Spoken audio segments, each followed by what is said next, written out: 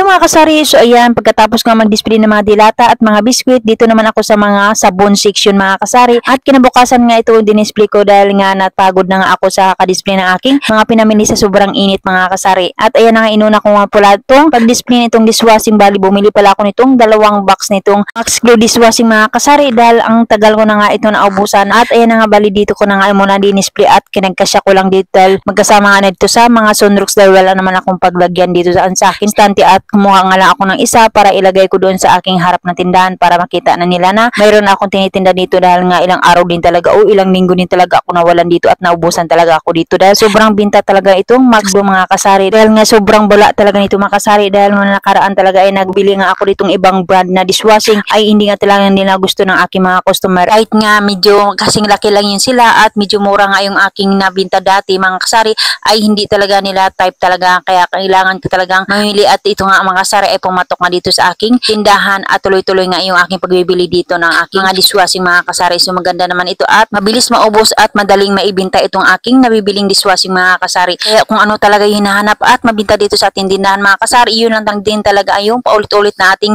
binibili. At ayan na mga kasari, bumili pala ako dito mga sunrocks dahil tingnan nyo naman yung aking mga sunrocks dyan sa displeyan o sa aking stante ay kakaunti na lang talaga at bumili na pala ako dito mga bar dahil ilang peraso na lang yung aking bar dito na sabon at itong color powder na maliit dahil yung maliit lang talaga yung wala sa akin na kulay violet dahil meron naman ako ditong nakadisplay na dito o nabili ko na kulay pink, ayaw na nga nila ng iba, ang gusto talaga nila ay yung may kulay violet. So at hindi nga ako nakabili nitong wings na powder na kulay orange mga kasari, 2 piraso na lang pala natira dito sa akin, wala kasi doon sa binilhan ko na grocery dahil nga inahanap ko nga mas mabinta talaga itong wings powder na kulay orange kaya lang no choice ako dahil wala akong nabilhan at yung iba nga lang yung mga sabon yung aking binili mga kasari dahil nga kahit paano ay para mayroon tayong maibinta dito sa aking tindahan. At pagkatapos yan mga kasari, ito talaga yung papatagal sa ating pagdi-display itong mga pagtatanggal natin ng scotch tape dito sa ating mga pinamili, pero okay lang yung mga kasari dahil nga nakakamura tayo dito dahil nga itong may mga tape dito sa ating mga pinamili. Ito talaga kasi yung may mga free na item sa ating binibili, ito talaga yung pinakagusto ko dito, yung may mga